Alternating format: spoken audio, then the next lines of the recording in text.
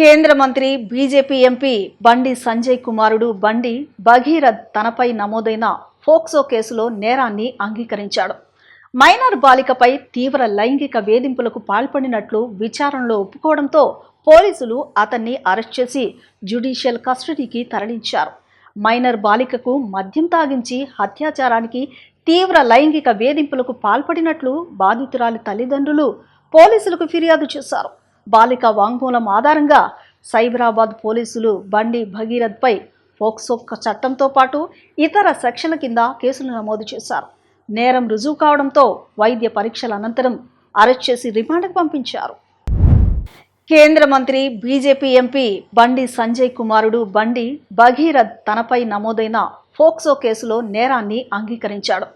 Minor బాలికపై తీవ్ర లైంగిక వేధింపులకు పాల్పడినట్లు విచారణలో ఒప్పుకోవడంతో పోలీసులు అతన్ని అరెస్ట్ చేసి జ్యుడిషియల్ కస్టడీకి తరలించారు.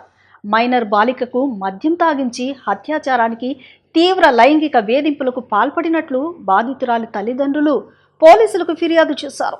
బాలిక వాంగ్మూలం ఆధారంగా సైబరాబాద్ పోలీసులు బండి భగీరథ్పై ఫోక్సో చట్టంతో పాటు ఇతర సెక్షన్ల కింద కేసులు నమోదు చేశారు. నేరం రుజువు కావడంతో వైద్య పరీక్షల అనంతరం అరెస్ట్ చేసి రిమాండ్కు పంపించారు.